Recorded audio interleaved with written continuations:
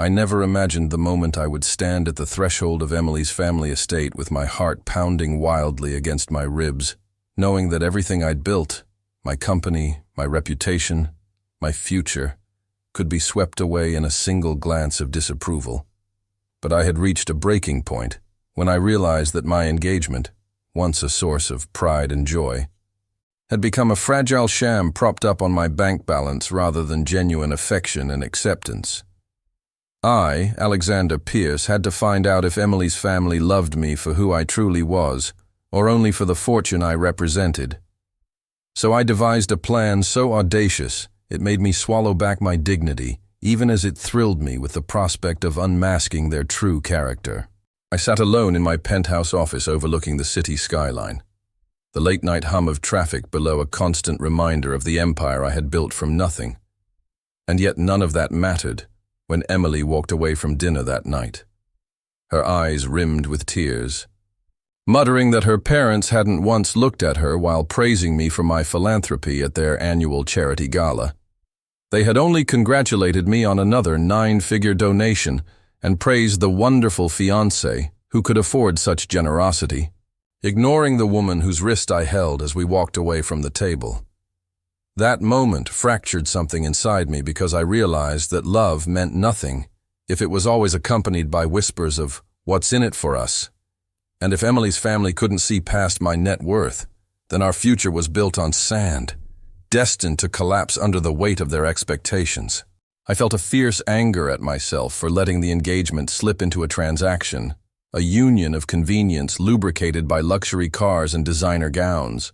I had courted Emily with candlelit dinners at rooftop restaurants and gifts that gleamed with gemstones. But in the glint of her mother's icy stare, I saw the truth. I had never really met her family, because they had never bothered to meet me. From that moment, I knew I would do whatever it took to prove that love transcends wealth, or I would walk away forever. But the idea of losing Emily ignited a fire in me that demanded action. I devised a plan so simple it bordered on madness. I would disguise myself, shed the silk suits and expensive cologne, and present myself as Al, a humble gardener newly hired to tend the massive grounds of the Whitmore estate, a place where Emily's family brunches every Sunday on the terrace overlooking rolling lawns dotted with rose bushes and topiary sculptures. I hired a costume and work boots from a local thrift store, took a weekend crash course in pruning techniques, mowing patterns, and plant health basics, and practiced a rough accent to match the other landscapers I'd seen around town. I even let a beard grow out, trimmed into a utilitarian shape, and wore a battered cap to hide my designer haircut.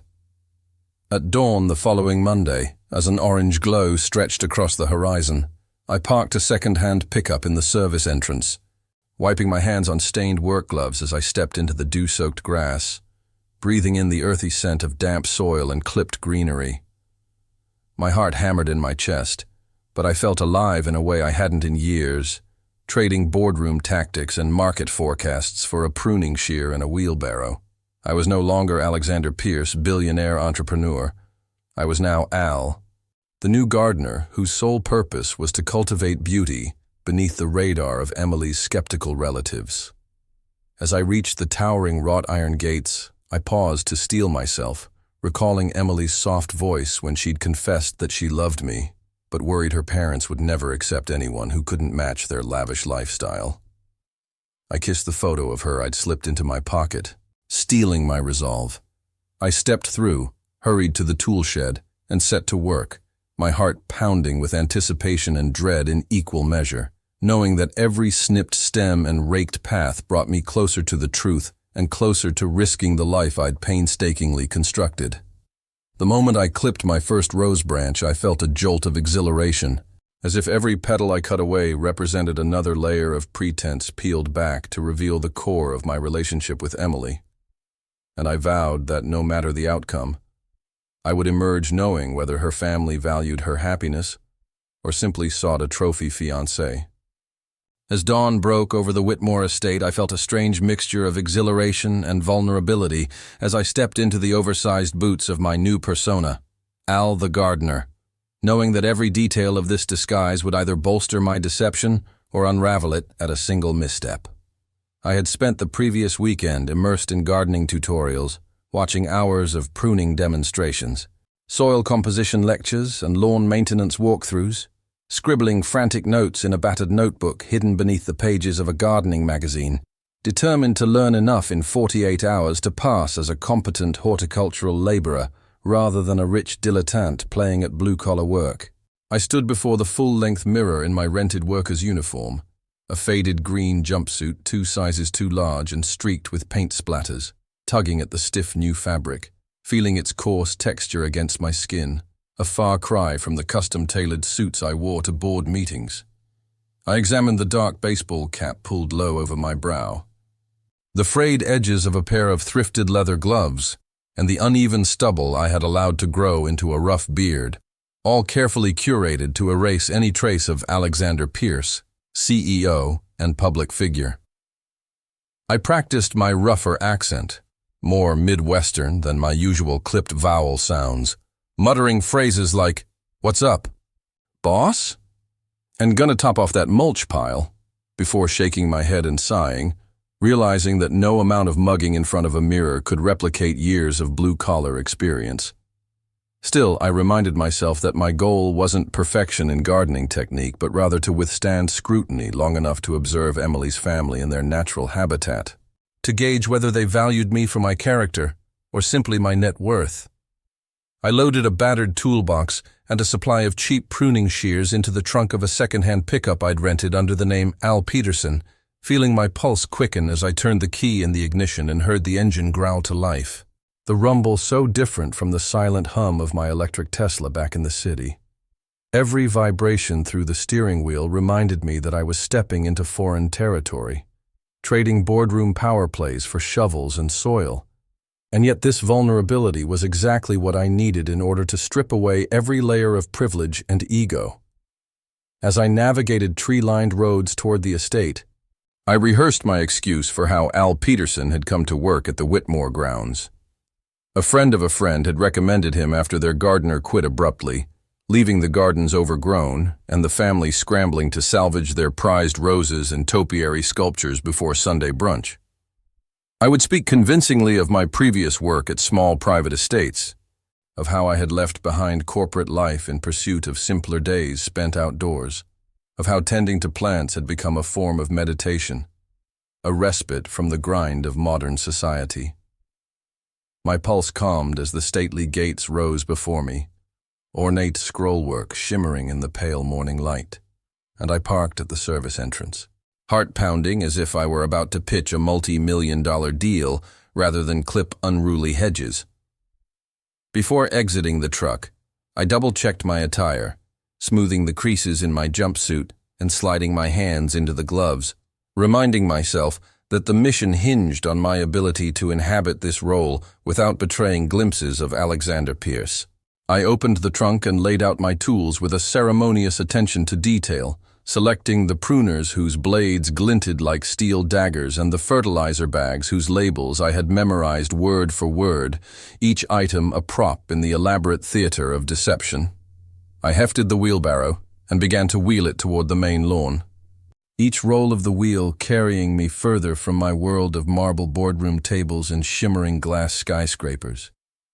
As I approached the flower beds, still damp with dew, I inhaled the sweet scent of morning blossoms and forced myself to focus on the task at hand, trimming the long shoots of ivy strangling the base of a rose arch, rather than the absurdity of a billionaire reducing himself to manual labor in a thrift store uniform.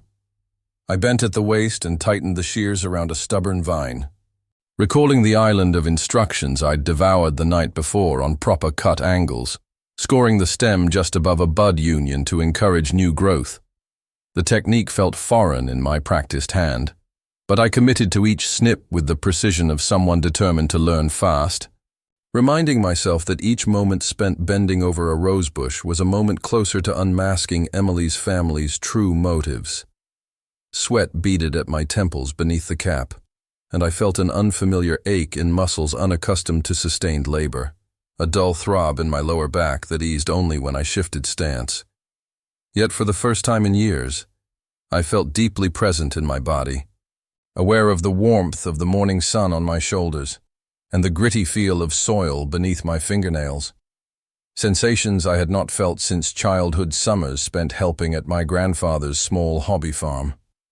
As I stacked discarded branches into the wheelbarrow, I noticed movement at the edge of the lawn and froze, heart hammering as Mrs. Whitmore appeared at the terrace doors in her crisp silk blouse and pencil skirt, regarding me with cool curiosity. I straightened, wiped my gloves on my jumpsuit, and offered her a nod, murmuring, "Good morning, Mrs. Whitmore. Just clearing out those dead shoots near the rose arch, boss." Her lips tightened, and she lifted a lorgnette to her eyes, though the gesture seemed almost theatrical on a woman so accustomed to getting her way, before flicking her gaze to my tools and then to my uniform, as if cataloging every imperfection. "You're early," she said, voice measured and slightly clipped, as though the sight of me pruning their treasured roses beneath dawn's light offended her sensibilities. I swallowed and replied in my rougher accent, "Yeah, ma'am. I like to get a head start before the day heats up. Keeps the flowers happy and the work manageable." She pursed her lips, glanced back toward the house, and without another word stepped inside, leaving me alone with a twitch in my chest that felt like both exhilaration and dread. As I resumed pruning, I tuned my ears to the terrace above, straining to catch any fragments of conversation, perhaps whispers about my performance, veiled commentary on my appearance, a name I'd recognize. Instead, I heard only the distant murmur of guests and the clink of fine china, reminders of the world I now inhabited only in my disguise. Each swing of the pruner chipped away at my ego, even as it fueled my resolve, for every sneer I imagined from the Whitmores was a promise that by the end of this charade, I would know the truth. Whether Emily's family would welcome Alexander Pierce, philanthropist, or whether they would forever consider anyone less than their exacting ideal to be unworthy of their daughter's hand.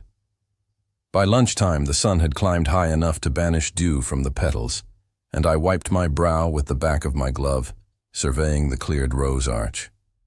The arch now stood proud and symmetrical, rose bushes beneath it, trimmed into perfect spheres, and I felt a surge of pride in the transformation. No longer a symbol of my deception, but a testament to my willingness to learn, to sweat, and to risk everything for love. As I hefted my tools to move on to the next bed, I reminded myself that the real work was only beginning. I had donned the guise of Al the gardener successfully. I had proven to myself that I could survive in this new world, and now I had to endure the small humiliations and hidden judgments of Emily's family to gather the evidence I needed. Only then could I decide whether to reveal my true identity and risk rejection, or to walk away from everything I'd built for a love that might not be enough. I approached the terrace garden beds with a knot in my stomach, knowing that today I would meet Mrs. Whitmore and her daughter face to face, the very people whose approval felt like the only thing standing between me and the life I dreamed of with Emily, but also the ones most likely to strip away my disguise with a single scornful glance. I'd spent the morning carefully trimming the hydrangeas into neat pom-pom shapes, coaxing fresh blooms from stubborn stems, my hands slick with sap and soil, when I heard the soft click of heels on the flagstone path behind me, and turned to see Emily's sister, Vanessa, pale and poised in a designer frock, scrutinizing my work as though I were an art student botching a masterwork. She frowned, lips pressed tight, and I straightened instinctively, wiping my glove on my jumpsuit as though it were second nature, and offered her a polite nod. "Good morning, Miss Whitmore," I said in my rough Midwestern drawl, feeling my accent falter for a split second under her gaze. She arched an eyebrow and folded her arms, peering at the uneven line of trimmed blooms as if cataloging every imperfection. "You're the new gardener?" she asked, voice cool, as though she suspected I was an imposter already. "Yes, ma'am," I replied, forcing a friendly tone. "Al Peterson. I start early to stay ahead of weeds and heat." She pursed her lips and glanced at the sprawling grounds beyond, as though gauging whether my work would hold up under her exacting standards. Before she could respond, Mrs. Whitmore appeared, descending the terrace steps with an air of quiet authority that made the flowers near her droop under the weight of her gaze. She wore a crisp white blouse and a string of pearls that glinted in the morning sun, and her expression was unreadable as she evaluated me from head to toe. I swallowed, straightened my back, and lifted a pruning shear with careful precision, hoping to demonstrate competence rather than desperation. "Good morning, Mrs. Whitmore," I said, voice steady despite my pounding heart. "I noticed the laurel hedge needed shaping, so I thought I'd start here." She paused, tilting her head as though considering whether I was worthy of her attention, then placed one manicured hand on her hip and spoke in that clipped tone that left no room for warmth. "The laurel hedge?" she repeated slowly. "I asked for the roses to be pruned properly, not the common hedge trimmed into a topiary shape. The roses are the centerpiece." My stomach twisted, but I nodded, setting the shears aside and reaching for the rose clippers. "Of course, Mom. Right away." As I moved back to the rose beds, Vanessa lingered nearby, her heels clicking against stone, and I could almost feel her eyes following my every step, like a hawk circling prey. I clipped the rose stems carefully, recalling the angle I'd learned the night before, but every snip felt amplified, every movement weighed by their expectations. I kept glancing over my shoulder, anticipating a sneer or a dismissive comment, and sure enough, Vanessa finally let out a soft sigh. "I don't know why they hired someone so inexperienced," she said loud enough for me to hear, voice dripping with disdain. "Our previous gardener was from a prestigious horticultural college. He knew proper grafting techniques, soil pH testing, the works. You look like you just fell off a truck." My cheeks burned, but I forced a smile, tightening my grip on the shears. "I actually trained with a landscape team in town for a few weeks," I said evenly, though each word felt like a tightrope walk. "I've done prep for charity events before too," Vanessa scoffed, stepping closer to inspect my work. "Charity events? So you're the type who shows up for a photo op, then disappears once the limos arrive?" I froze, heart pounding, but managed to shake my head. "No, ma'am. I stay until the last guest leaves, ensuring everything looks perfect." She arched her chin and turned on her heel, walking back toward the house without another word, leaving me with a sinking sense of failure, despite the neat circle of roses now trimmed into a perfect dome. I exhaled slowly, wiping sweat from my brow, and reminded myself that my mission wasn't to win a gardening competition, but to endure these small humiliations in service of the larger goal, proving whether Emily's family valued her happiness over social standing. Just then, Mrs. Whitmore crossed her arms and studied me in silence, her gaze piercing. I felt her eyes travel from my scuffed boots to the dirt under my fingernails and back to my sweat-streaked cap. Finally she spoke, voice low and controlled. "Make sure the flower beds near the fountain are weed-free by afternoon. I expect a level of precision that matches the symmetry of the marble basin."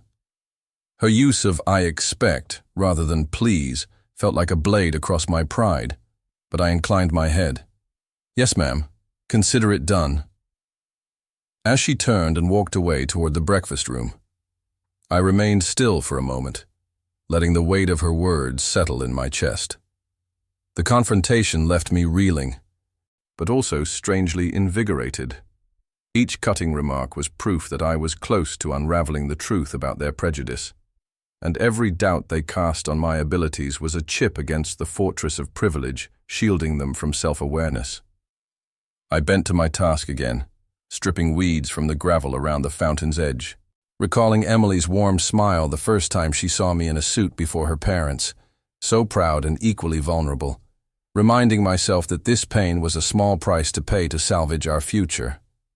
As I worked, I tuned my senses to any further signs of contempt or kindness, picking up on the soft tinkle of Mrs. Whitmore's earrings as she spoke to Vanessa inside, the echo of Vanessa's laughter, and the faint rustle of a napkin on a breakfast table, all fragments weaving into a tapestry of judgment I intended to expose. By the time I finished weeding around the fountain, the sun was high and the grounds immaculate. But the real transformation occurred within me.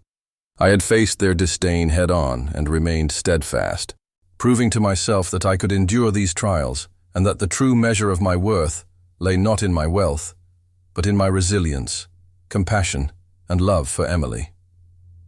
I lingered by the fountain after completing the laurel beds, feigning a final inspection of the marble basin's symmetry, even as my ears tuned to every murmur drifting from the breakfast terrace where Emily's family dined. Beneath the clink of porcelain and polite conversation, I caught snatches of dialogue that revealed their true preoccupations. A sharp reminder that no matter how perfect my pruning, they remained blind to anything beyond wealth and status.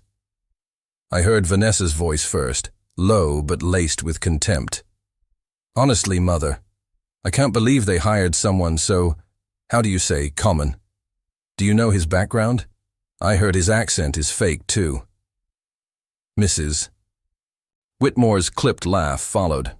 "One need only look at his hands to see he's as unfamiliar with labor as a debutante is with the stock market. I doubt he's ever broken a sweat outside of charity photo ops." Their words stung like thorns against fresh skin, but I held my breath and let their disdain wash over me, committed to gathering the evidence I needed. I edged closer to the terrace stairs, careful to stay hidden behind a swaying fern, and heard Emily's mother continue, "If he thinks clipping a few roses qualifies him to join our social circle, he's sorely mistaken. The Whitmores don't tolerate dilettantes." Vanessa chimed in with a softer note but no less cutting. "Emily might be too blinded by love to see it. But she'll thank us one day for steering her away from a man who can't even pronounce horticulture correctly." I felt my jaw clench, but forced myself to remain still like a statue carved from stone, listening instead of reacting, my mind cataloging each scornful syllable to present later as proof of their prejudice. The rising sun cast a halo around Mrs. Whitmore's pearls, making her appear angelic to any outsider. But to me, those pearls were barbed wire encircling Emily's future, symbols of a family whose approval cost too much. I stayed hidden long enough to hear a faint reply, Emily's voice, soft and pleading. "Mother, Vanessa, please. Al has been nothing but respectful and hard-working. He's done wonders for the gardens, and he cares about our family more than anyone I've ever met." I felt a flicker of warmth at her defense, but also a pang of guilt. Here I was deceiving her family for her sake, yet she believed in the very persona I'd fabricated. I remained silent, unwilling to risk revealing my eavesdropping or breaking my disguise prematurely. As Emily's words trailed off, I noticed a waiter approach carrying a silver tray of mimosas. He paused at the terrace edge, his gaze sweeping the gardens, and I muffled a quiet chuckle at how the Whitmores admired their manicured grounds, yet scorned the laborers who made them possible. The waiter placed the tray down and retreated, leaving empty glasses that would later return filled with champagne for the Whitmores' toast to their philanthropic achievements, a celebration that ignored the quiet toil behind the beauty. I crept farther along the marble balustrade, my heart pounding as I moved into a sliver of sunlight where Mrs. Whitmore's next remark became clear. "I simply don't understand why Emily insists on championing this laborer. A man who can't even walk into a room without dirt on his boots is hardly a suitable match for our family name." Vanessa's agreement was immediate. It's as if she's desperate to prove she's different from the rest of society, but in doing so she's making utterly foolish choices. We must bring her back to reason before it's too late. My hands trembled slightly as I gripped the strap of my gloves, soil ingrained beneath my fingernails and in the grooves of my palms, a tangible reminder of how much I'd sacrificed to uncover their true colors. I took a slow breath, reminding myself that this humiliation was a means to an end, demonstrating beyond doubt that their acceptance hinged on my wallet rather than who I was as a man. As I pressed my ear against a column to catch more, I heard a third voice, quieter and resigned. It was the family's longtime butler, his tone measured and respectful. "Pardon my intrusion, madam, but Mr. Peterson has exceeded all expectations. The gardens have never looked more splendid, and the charity event preparation he's undertaken speaks to his character." Mrs. Whitmore's response was disdain tempered with caution. "Be that as it may, Albert, the man's pedigree cannot be ignored. We simply cannot risk such impropriety." I felt a surge of frustration at the word impropriety, as though labor and love were crimes in their eyes. I straightened, stepping from behind the fern and brushing soil from my knees, preparing to continue my duties. But the butler paused in his retreat and called softly, "He's awaiting further instructions by the fountain should you require him." "Madame." His words, though polite, felt like a judgment against their arrogance. He recognized the value in my work when they would not. I lingered on that note of silent support, feeling a spark of defiance. I straightened my cap, tossed a loose tendril of hair from my face, and strode toward the fountain with deliberate calm, my muscles steeled for the next tasks. As I approached the sun-glinted basin, I allowed myself a quiet vow. I would endure their whispers, their scorn, and their clipped judgments until the moment I chose to reveal myself, and then I would confront them with the undeniable fact that true worth is measured by action, not inheritance. I knelt by the fountain's edge, picked up a small trowel, and began excavating weeds from the tight crevices of the gravel, every scrape of metal against stone echoing like a countdown to the finale. The sting of their contempt lingered like a taste of bitterness, but it fueled my determination rather than sapping my resolve. As beads of sweat rolled down my temples, I allowed myself a small, private smile. Every sneer overheard was another nail in the coffin of their prejudice, and soon Emily would stand beside me, her eyes wide with the knowledge that the man she loved was no mere monetary asset, but a man of integrity, courage, and unwavering devotion. I worked in silence, surrounded by whispers of judgment, and I welcomed them all, for each one drew me closer to the moment of reckoning when love and humility would triumph over entitlement and pride. I wiped my brow on the back of my glove as I stretched to reach a stubborn weed near the fountain's lip, when I heard the soft jingle of the service door behind me and turned to see Emily stepping into the garden with a silver tray cradled in her hands, her eyes lighting up at the sight of me. And for the first time since this charade began, I felt a surge of warmth that no amount of sweat or soil could diminish. She wore a simple sundress that fluttered in the breeze, her hair pinned back loosely, and there was no sign of the polished composure her family expected. Only genuine concern etched across her features as she approached, setting down the tray with care. I straightened, pulling off my cap and tucking it into my back pocket so she could see my face, and she offered me a porcelain cup filled with steaming coffee, the rich aroma cutting through the earthy scent of the morning. And I realized that this small act of kindness was more precious than any approval I could win from the Whitmores. "Thought you might need a pick-me-up," she said softly, voice bright but tinged with worry as she tucked a loose strand of hair behind her ear, her gaze flicking to the sweat staining my jumpsuit and the dirt under my nails. "I remembered how you like your coffee, black, 2 sugars, so I snuck away from breakfast to bring it out here."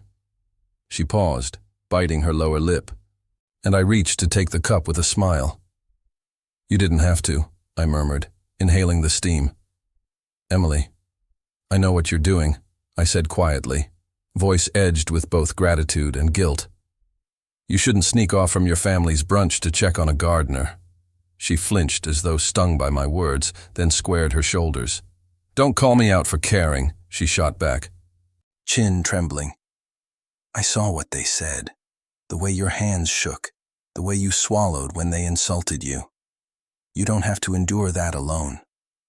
I held the coffee with both hands, surprised by the intensity in her eyes, the fierce protectiveness she'd never shown at any charity gala or corporate event. "I wanted to prove something," I admitted, voice low and earnest. "I needed to know if they loved you for who you are, not for the trappings of my wealth." She pressed her lips together and looked down at the gravel beneath her sandals. "I've felt so torn," she confessed, words barely above a whisper. "I love you, and I believed in your plan. But every time they sneer at you, I die a little inside. I'm so afraid they'll break you." My heart clenched. She was right. I had underestimated the cost of this test on her and on us both. I set the cup on the tray and took both her hands in mine, soil smudging her skin, and leaned closer so my forehead touched hers. "I'm sorry," I said, voice thick. "I never wanted you to feel torn between loyalty to your family and loyalty to me." She shrugged one shoulder and gave a small, pained smile. "I understand why you're doing this. I wanted you to see them as they truly are before we married, but I never wanted to hurt you." I closed my eyes, letting her words settle in my chest, then took a breath and stepped back to level my gaze with hers. "I'm halfway through this charade," I said evenly, "and I know what they think of me as Al the gardener. I've heard every insult, every whispered doubt. But now I know how much you care about my well-being, even when it meant defying your family." She reached out to brush a fleck of dirt from my cheek, and her fingertips lingering warmed me more than the sun. "You're not alone," she said softly. "I don't care what they say. I care about the man who brought these gardens to life, who cares for every petal as if it's a promise. You're more than enough." I swallowed hard, fighting back emotion, and lifted her hand to my lips. "You're my reason," I said, voice wavering slightly. "Everything I've done, all the risks, the disguise, it's for us." She nodded, tears glimmering at the corners of her eyes, and for a moment, the garden felt suspended in time. The clink of china and polite chatter far away, replaced by the beating of our hearts echoing in the still air. Then she straightened and waved a hand toward the fountain and flower beds. "I have to go back," she said, voice determined despite the tears. "I'll cover for you if your family asks where you are. Just promise me you'll take a break and drink your coffee." I offered a mock salute and lifted the cup. "Don't worry, Mum. Hydration is key to successful pruning." She chuckled through her tears and laid a hand on my shoulder. "Thank you," she whispered, "for everything." And with a final glance that radiated both love and apology, she slipped away toward the terrace, leaving me alone with my coffee and my thoughts. I stood by the fountain, sipping the hot brew, feeling the warmth spread through my chest. And I realized that this moment of compassion from Emily was the real turning point of my plan, proof that our bond was stronger than any prejudice I'd encountered and more vital than any fortune I possessed. Her act of kindness cut through the armor of deception like sunlight through morning mist, reminding me that the greatest wealth in my life was the love we shared. I set the empty cup on the fountain's edge, watching steam dissipate into the air like a promise, and I picked up my trowel again, resolve renewed. I would see this through to the end, not for revenge, but to build a future where Emily and I stood side by side, judged only by our character and devotion, with no pretense and no hiding. The sky darkened with low-hanging clouds as I hoisted the wheelbarrow loaded with mulch across the courtyard, each step heavy with fatigue and anticipation of fresh insults from the Whitmores. And I realized that the real test of my resolve would come when conditions were at their worst rather than in the sunlit moments of praise. Because a true character reveals itself not only in comfort, but also under pressure. As the first drops of rain began to patter against the gravel, I adjusted my cap and reminded myself that the mission demanded I embrace every challenge, whether in sunshine or storm. I reached the flower beds near the fountain and began dispersing the rich, dark mulch around the tender shoots of spring bulbs.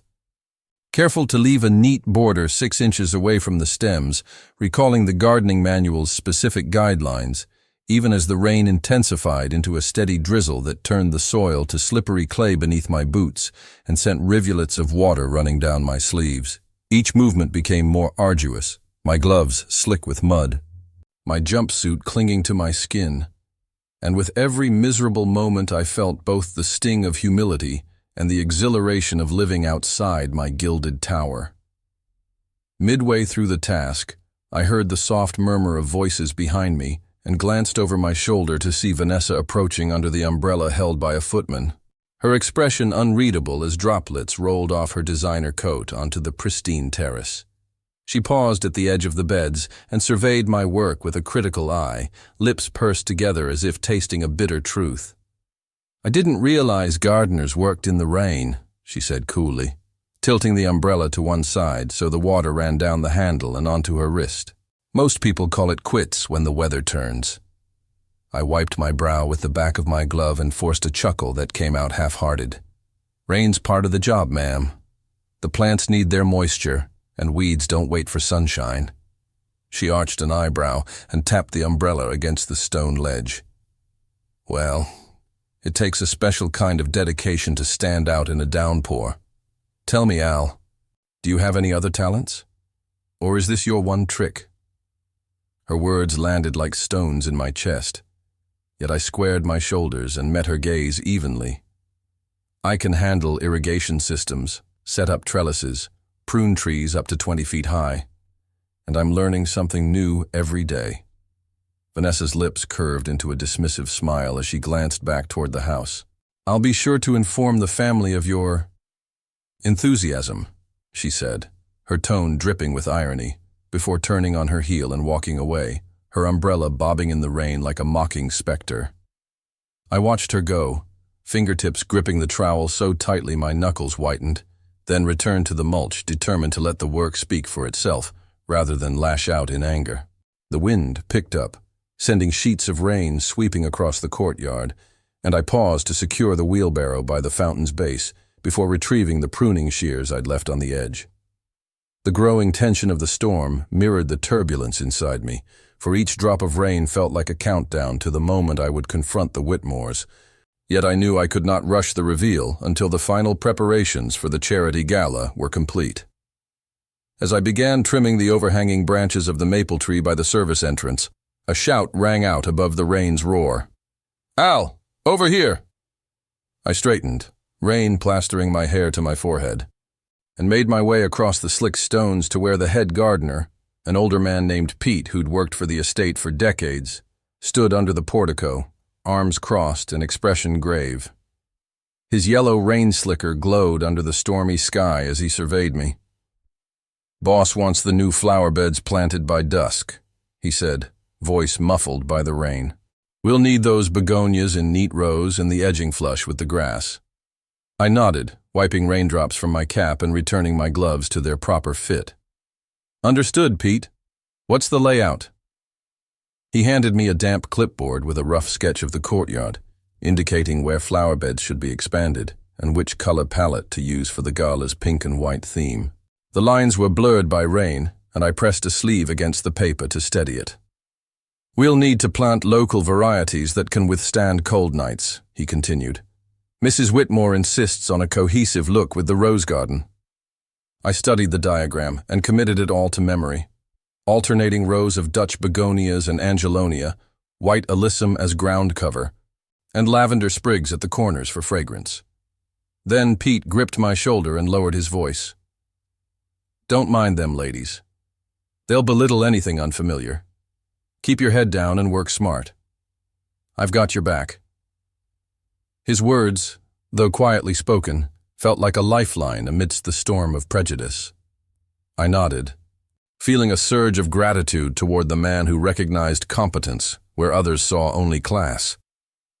As Pete strode back into the shed to gather supplies, I unpacked the begonias from their trays, hands shaking slightly from cold and adrenaline, and began planting in precise order, patting down soil around each root ball to ensure there were no air pockets.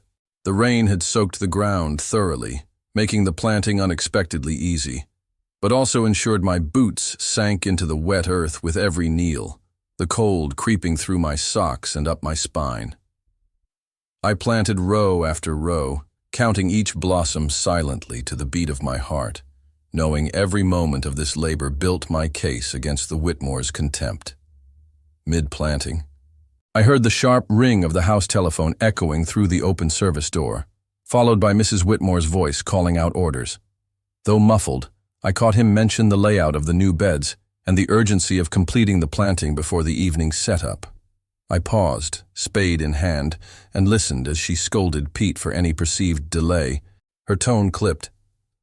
"I want those flowers in place by 6.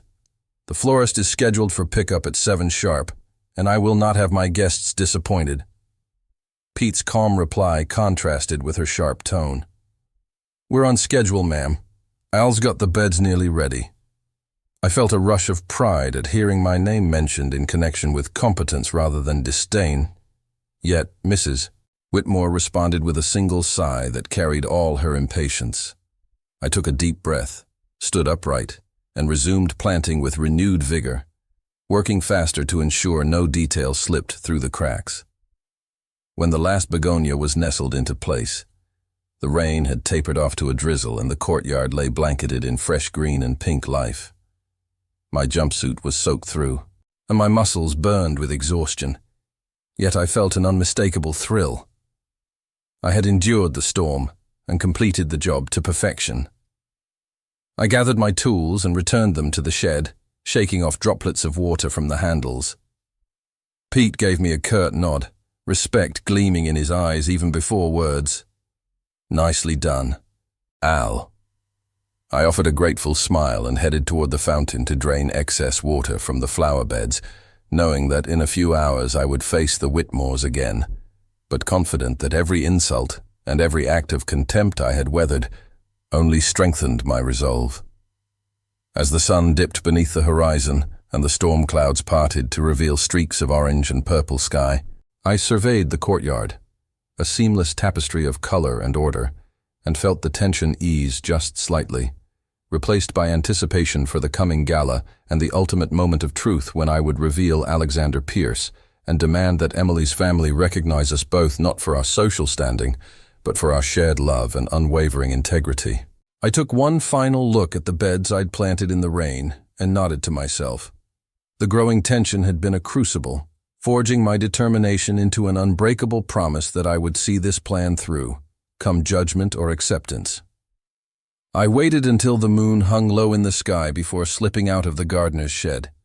My jumpsuit soaked with rain from the afternoon storm and my hands still tinged with mud, the weight of exhaustion pressing against every muscle in my body. Yet I felt a surge of adrenaline because tonight was the night of the secret garden gala and the culmination of my plan to prove my worth beyond wealth. I had arranged with Pete to lock the grounds after normal service hours so I could work undisturbed, and as I emerged into the silver glow of moonlight, I surveyed the vast courtyard with fresh eyes, seeing not mere flower beds, but a canvas on which to paint an unforgettable experience. I hoisted a crate of lanterns carved from hollowed gourds, each fitted with solar-powered LED candles that glowed with a warm amber light, and carried them in a careful procession toward the winding path flanked by the rose archway, my heart pounding at the thought of the transformation I was about to orchestrate. First, I positioned the lanterns at regular intervals along the gravel path, pressing each into the earth so the light would hover just above ankle height. Then I unfurled rolls of burgundy ribbon I had sourced from a local artisan, weaving the silky strands through the wrought iron fence posts to catch the breeze and lend a sense of movement to the still night air. The scent of damp soil and crushed petals filled my nostrils as I worked, and I allowed myself a private smile at how simple elements, light, color, texture, could elevate the familiar landscape into a realm of enchantment. Next, I retrieved a stack of crystal vases I had borrowed from a community theater prop closet, placing them atop pedestals hidden among the hedges and filling them with freshly cut peonies and hydrangeas from the Whitmore greenhouses. Each arrangement was designed to mirror the Whitmore's pink and white charity theme, yet offer a rustic counterpoint in its casual clustering, as though nature herself had conspired to dress the estate for an unforgettable evening. I paused at the fountain to adjust the angle of a single vase, ensuring the petals caught the lantern light just so, and I imagined the gasps of delight when guests rounded the corner and discovered this hidden paradise. The soft rustle of my footsteps on damp gravel seemed amplified in the hush of the night, reminding me of the stakes. If any detail faltered, if a lantern went unlit or a ribbon hung unevenly, the illusion would shatter and the Whitmore's contempt would prevail once more. I pressed on, dragging a dolly laden with dozens of tapered candles and wrought iron candle holders I had purchased at an estate sale, setting them in clusters around the fountain's base to cast flickering reflections across the water's surface, transforming the marble basin into a glittering pool of molten gold. My gloves slipped on the iron, sending a candle spinning, and I caught it just in time, heart racing as though the near miss foretold disaster. But I steadied my breath and reminded myself that agility and focus were part of this gardener's secret arsenal. From the tool shed, I fetched a spool of warm white fairy lights and wound them around the gnarled branches of the ancient oak trees, draping them in scalloped loops so that the canopy overhead gleamed like a galaxy of stars. Each loop required careful knotting to hide the wires from plain sight, and my fingers worked deftly, despite the exhaustion that sought to slow them, driven by the promise of a flawless reveal by morning. As I stepped back to admire the overhead constellations, I noticed a lone rose petal drifting through the lantern light like a tiny boat on a golden sea, and I reflected on how each element of this gala, from the tiniest petal to the broadest sweep of fairy lights, was a testament to my dedication, a wordless argument in my defense against the Whitmore's prejudice. I moved to the terrace railings next, stringing clusters of ivy and jasmine along the balustrade to soften the marble edges and infuse the air with a heady fragrance that would greet arrivals like a silent welcome. I plucked each tendril with care, weaving it through the stonework until the line between architecture and nature blurred. My shirt clung to my skin with sweat as the night deepened and the first hints of dawn pink appeared on the eastern horizon, and I allowed myself a brief rest on a low garden bench, sipping water from a canteen and surveying the masterpiece in progress. The private butler's quarters lay silent across the lawn, and I knew that by sunrise, dozens of staff members would bustle to ready the final details. But it was my hand that had plotted each glowing lantern and gondola of jasmine, and I felt a swell of pride that set my chest aflame. With the first rays of dawn, I retrieved a stack of hand-lettered seating cards I had prepared by candlelight, each inscribed with graceful calligraphy on vellum and affixed to miniature easels along the Rose Arch entrance, their names welcoming guests as though they had been chosen by the flowers themselves. I arranged them in alphabetical order, mindful of Mrs. Whitmore's penchant for social protocol, then hung sheer drapes of ivory chiffon from the arch, brushing the ground in diaphanous waves that caught the morning breeze. I stepped back and allowed my gaze to travel across the transformed courtyard. The flickering lanterns still unlit but poised, the fairy lights coiled in the oaks like dew, the vases of peonies glowing faintly in dawn's early light. Realizing that this hidden gem was more than an event space. It was an argument, a revelation of my true capabilities and devotion rolled into a sensory tapestry that would speak louder than any boardroom speech. As I replaced my cap and loaded my tools into the borrowed pickup, I felt the exhaustion wash over me in a wave, but in its wake came a steely calm. I knew that by tonight the Whitmores and their guests would wander these paths, gossiping and praising the anonymous gardener whose vision had brought the estate to new heights, and that at the perfect moment I would step forward to claim my creation, and with it, claim my worth. I locked the shed, tucking away the final box of tools, and wiped my brow on a sleeve before offering a whispered vow to the silent gardens. This night would be my masterpiece and their reckoning, the moment when the gardener became the architect of truth. The sun rose higher, casting pale gold over the lanterns and chiffon drapes, and I closed my eyes for a heartbeat, imagining the expression on Mrs. Whitmore's face when she realized the magnitude of what I had accomplished alone. Then I turned toward the service entrance with renewed purpose, ready to face the day's challenges, confident that by dusk, the secret garden gala would prove that genuine talent, unwavering dedication, and love could outshine any fortune.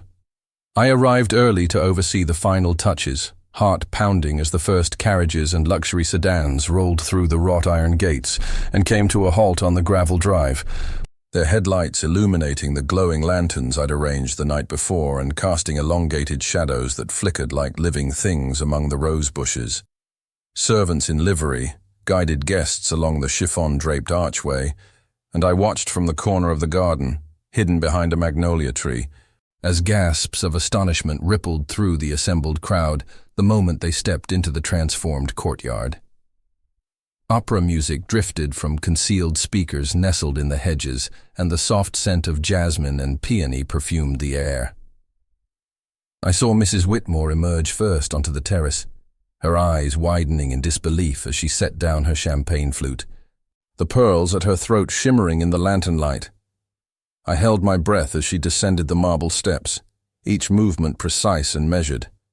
And when she stepped onto the gravel, I saw her gaze travel from the lantern-lined path to the fairy light-draped oak canopy, lingering on the crystal vases perched on hidden pedestals like blossoms suspended in air. She ran a gloved finger along the chiffon curtain of the rose arch and inhaled softly as if tasting the fragrance, then turned her head to locate the mysterious gardener whose artistry had orchestrated this unexpected spectacle. Whispers of praise rose in a chorus. Who could have imagined the courtyard could look like this? It's as if we've stepped into a fairy tale. I was certain the landscaper was a hired florist. The local society columnist, dressed in a fitted suit and clutching a leather notebook, stepped forward to examine the lanterns, murmuring names of lamp makers I'd sourced, while a cluster of socialites in pastel gowns twirled along the gravel, their skirts catching the lantern glow like petals on water. The Whitmore's butler bowed deeply as he carried trays of hors d'oeuvres past the rose arch, and I saw Mrs. Whitmore's lips part in a moment of stunned admiration before she covered her mouth to hide her gasp. Vanessa hovered nearby, phone in hand, filming every detail for her social media followers, her usual disdain replaced by excitement as she whispered updates to Emily inside. I felt a surge of pride at how flawlessly the illusion held and how deeply their contempt had blinded them to the possibilities that lay within their own grounds. Guests wandered through the winding paths, pausing to marvel at the ivy-draped balustrades and to snap photographs beneath the glowing oak canopy, and tidally clipped topiaries seemed to smile at their visitors as if in approval of my handiwork. The local horticultural society president approached the head gardener, Pete, praising him for the exquisite layout, and I suppressed a smirk as Pete gestured vaguely down the path toward the rose arch. Mrs. Whitmore, still anchored at the foot of the steps, finally summoned the butler and whispered instructions in his ear. He nodded and vanished into the kitchen, only to return moments later with a silver nameplate engraved with Gardener, which he placed atop a nearby pedestal. A hush fell as Mrs. Whitmore cleared her throat, then spoke in a voice that trembled with both indignation and awe. Ladies and gentlemen, before we commence the evening's program, I would like to extend my deepest gratitude to the individual responsible for transforming our gardens into this enchanting spectacle. Please join me in acknowledging our gardener. The word gardener hovered in the air like a challenge, and I felt every eye turn toward my hiding place. I stepped forward gingerly, cap in hand, breathing in the scent of freshly mulched soil and night-blooming jasmine. I saw Emily at the terrace entrance, eyes wide and radiating pride, and Mrs. Whitmore's expression flickered between triumph and incredulity. As I crossed the gravel path, the guests parted like a river, their faces alight with curiosity, and I reached the pedestal where the nameplate awaited. The moonlight caught the silver engraving, and I brushed a fingertip across the word Gardener before lifting my chin. The hush gave way to tentative applause, growing louder as I tilted my cap back to reveal my face, and I watched Mrs. Whitmore's hand fly to her mouth as recognition dawned in her eyes. "Good evening," I began, smoothing the front of my mud-streaked jumpsuit. "Thank you for joining me in celebrating the beauty of this garden. My name is Al Peterson, and it has been my honor to bring this vision to life." I paused as murmurs rippled through the crowd, some in surprise, others in admiration, and I allowed the momentum to build before delivering the next line. "However," I continued, voice steady despite my racing heart, "Al Peterson is a persona I adopted so I could work anonymously and show that true dedication and talent transcend titles and bank balances." I spotted Mrs. Whitmore's lips trembling as she exchanged a look with Vanessa. In reality, I am Alexander Pierce, founder and CEO of Evergreen Innovations, I declared, turning the moment into a reveal that blended humility with triumph. I wanted to demonstrate how love for one's craft and genuine effort can create magic without reliance on privilege. The initial chorus of astonished whispers swelled into applause once more, louder and more genuine, as guests processed the revelation.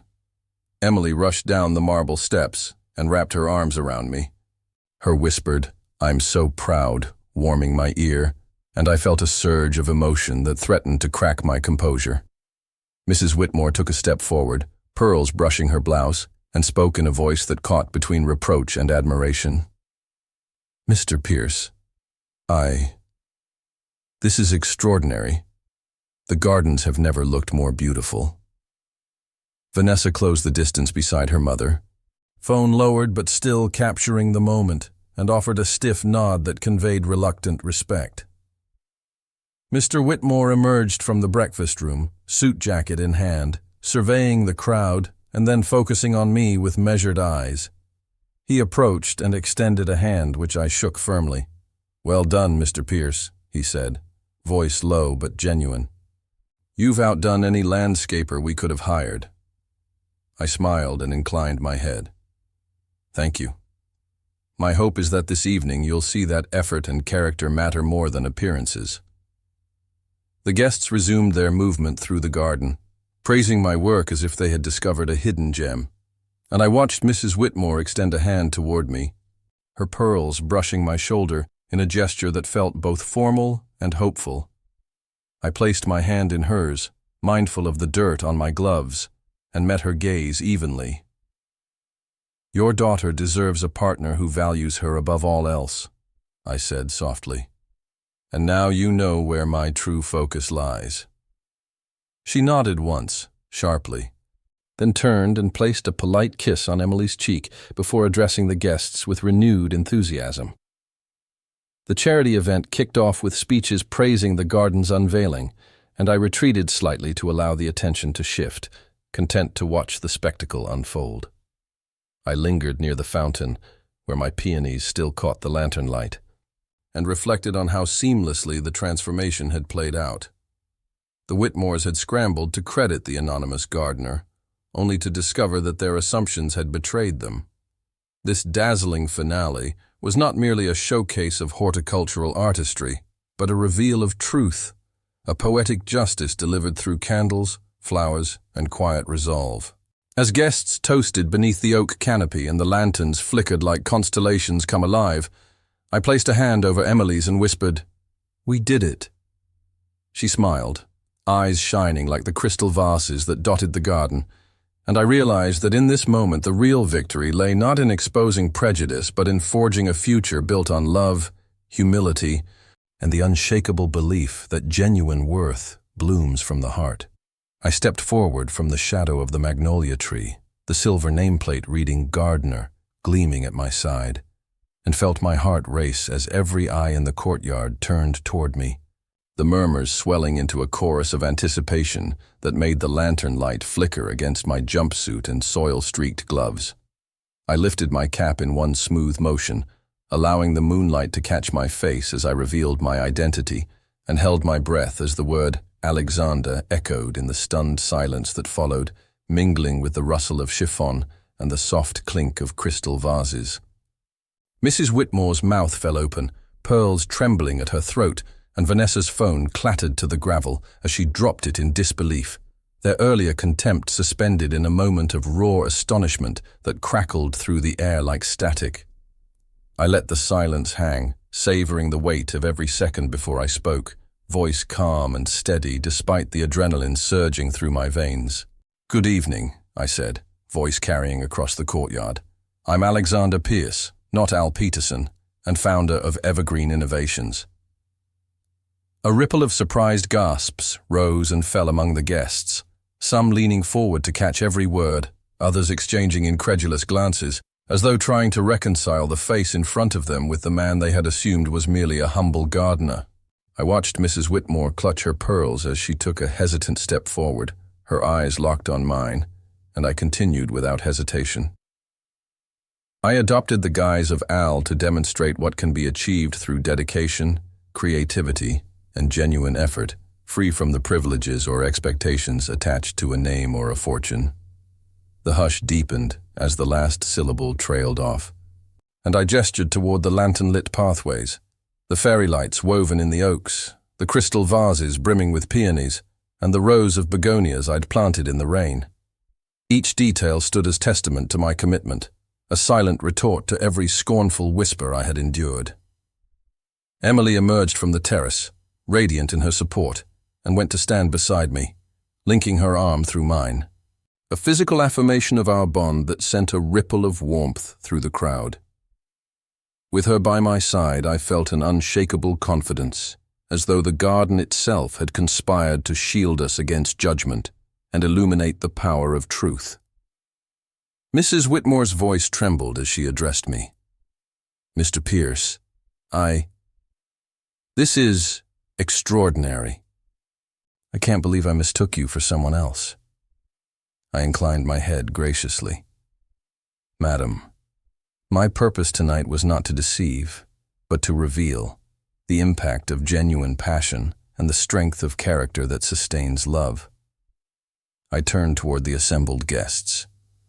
"Thank you all for celebrating this vision with me. It is my hope that this evening serves as a reminder that true worth is measured not by titles or bank balances, but by the work of our hands and the sincerity of our hearts." A swell of applause rose from the crowd, growing in volume until even the clipped critics at the terrace edges joined in, their initial shock transforming into genuine admiration. Vanessa stepped forward, lifting her phone to record the moment once more. But this time her eyes shone with respect rather than contempt. She offered me a small, apologetic smile, as if acknowledging she had been wrong to judge too quickly. Mr. Whitmore descended the terrace steps, suit jacket draped over one arm, and approached with measured steps. He extended his hand in a gesture of acceptance that felt like the final key unlocking the door to our future. I shook his hand firmly, meeting his gaze evenly. "Thank you, sir," I said. "I appreciate your willingness to see beyond assumptions." He nodded, eyes thoughtful. "Alexander, you've provided us all with a lesson in humility and dedication. We are honored by your generosity and your talents." He paused, glancing at Emily, and added softly, "And I'm proud to call you family." Emily pressed my hand, her smile illuminating the night more brightly than any lantern, and I felt the last of my tension melt into a profound relief as tears pricked my eyes. Mrs. Whitmore stepped forward to embrace her daughter, then turned to face me. She placed a hand on my shoulder, smoothing the soil from my glove with surprising gentleness. "I apologize, Alexander," she said, voice earnest. "I judged too hastily. You have our deepest respect." I nodded and offered her a grateful smile. That means more to me than any fortune. The guests resumed their exploration of the garden, voices buzzing with praise and wonder as they discovered hidden vignettes I'd created.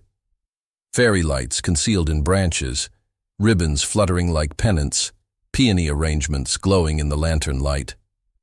The local society columnist approached with a flourish, notebook in hand, and said, "Mr. Pierce, this will make front-page copy. It's the most inventive charity setup I've seen in years." I laughed, genuine delight warming my chest despite the cool night air. I'm glad it exceeded expectations. Emily leaned in and whispered, "You were brilliant." I brushed a kiss across her forehead, overwhelmed by the culmination of months of planning and risk, and I realized that the true reveal had been not just of my identity, but of the enduring power of love, humility, and effort. As I stood between Emily and her family, framed by arching roses and lantern light, I knew this moment of vindication was only the beginning of our story. The garden would continue to bloom long after tonight, a living symbol of our commitment to one another, and the promise that genuine devotion would always outshine inheritance. I took a final look at Mrs. Whitmore's proud expression, Vanessa's admiring nod, and Mr. Whitmore's approving gaze, and felt a swell of gratitude for the poetic justice that had unfolded in this moonlit courtyard. I turned back to Emily, slipping my arm around her waist, and together we watched as guests toasted beneath the oak canopy, their faces alight with joy. In that moment, I understood that the greatest reveal had been the revelation of our true selves, unvarnished, unhidden, and united in love, and that even the deepest prejudices could be dismantled by the simple power of authenticity. I watched the guests drift through the lantern-lit paths and circle beneath the fairy-light canopy, as if enraptured by a dreamscape, their laughter and whispered admiration rising like music above the garden's nocturnal hush. And I felt a profound sense of closure knowing that every doubt I had harbored about Emily's family had been addressed through action rather than argument. The enchantment of the evening was not merely in its visual splendor, but in the quiet testament it provided to the value of dedication, humility, and love, transcending material wealth and societal expectations in a way that words alone never could. As Emily and I paused by the fountain, its marble surface reflecting the soft glow of candles and the delicate petals of peonies I had arranged, she slipped her hand into mine and squeezed gently, her eyes moist with pride and relief. And I realized that our shared vulnerability had become the bedrock of a bond no fortune could buy. I turned to face the Whitmores, Mrs. Whitmore standing with Vanessa at her side, their expressions softened by genuine respect rather than obligation, and I spoke softly but clearly enough for those nearest to hear. Thank you for witnessing this evening's transformation. What began as a test of character has become a celebration of what truly matters, the love we nurture and the integrity we carry in every act, no matter how humble. Mrs. Whitmore's gaze met mine, and I saw the weight of her earlier judgments lift as she nodded, pearls flashing like tears in the lantern light, before she stepped forward and extended her hand in a gesture both formal and heartfelt. I placed my hand in hers and felt the warmth of her acceptance, a gift far more precious than any inheritance she could bestow, then turned to Vanessa, who offered me a tentative smile and a handshake that conveyed her reluctant admiration transformed into genuine respect. Mr.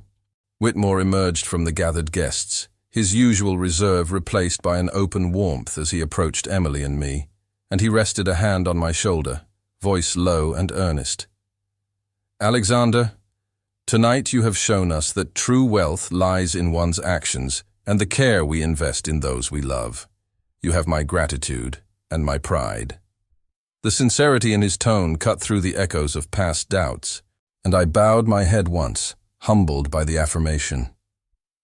Emily leaned into me, her breath warm against my ear as she whispered, "You've given me a future I believed was out of reach." I kissed her temple, overwhelmed by the journey we had undertaken from doubt to acceptance, and I knew that this gala, the secret garden wrought from my own hands, would forever stand as a living monument to our resilience and conviction. As guests raised their glasses in a salute to the garden's creator, I allowed myself a moment to reflect on the irony of revealing my identity, not in a boardroom or on a stage, but beneath flowering vines and lantern glow. For it was in the silence between snipped vines and whispered critiques that I had found the true measure of my worth.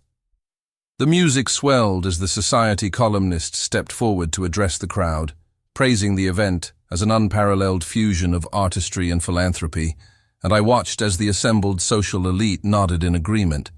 Their earlier elitism supplanted by admiration for the anonymous gardener turned visionary. I felt a surge of gratitude for the planning, the late-night work sessions, the rain-soaked labors, and every whispered insult that had driven me to persevere. Each challenge had been a stepping stone to this moment of vindication, and every petal I had placed, every lantern I had positioned, spoke of a love that refused to be measured by bank balances or pedigrees. When the column published its glowing review the next morning, headlined, "A Gardener's Masterpiece, Charity Gala Reimagined," I watched the Whitmores clutch the paper with pride.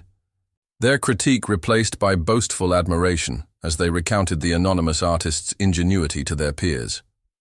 The poetic justice was undeniable. Those who had once sneered at the lowly gardener now celebrated his genius, unaware that their prized guest of honor stood among them under a different name. In the days that followed, Emily and I walked the garden paths together, hand in hand. Every bloom a reminder of the trials we had endured and the triumph we had achieved. We spoke of our future weddings, our family traditions born not of opulence but of shared labor and mutual respect, and I realized that the garden would remain our sanctuary, a living lesson in humility and devotion for generations to come. I felt a sense of peace settle over me as I knelt by the rose arch one last time, clipping a single blossom to press into a letter for Emily's mother, thanking her for allowing me the opportunity to prove my love and character. And I sealed the note in an envelope destined for the Whitmore estate, an echo of forgiveness offered in bloom. The morning dew glistened like diamonds on petals, and I inhaled the gentle fragrance of new growth, knowing that our story had come full circle, from pretense to revelation, from judgment to mutual respect, and ultimately from love tested to love triumphant. As I rose and brushed earth from my knees, Emily's voice called softly from the terrace, and I turned to see her framed by the rose arch, her smile bright as the sun breaking through clouds. And in that moment I understood that the greatest revenge is not in exposing the fallibility of others, but in proving the enduring power of love, integrity, and perseverance. Together we walked back toward the house, leaving footprints in the soft mulch that would soon be replaced by fresh blooms, certain that our future would be cultivated with the same care and authenticity that had guided us through this extraordinary night of revelation and redemption.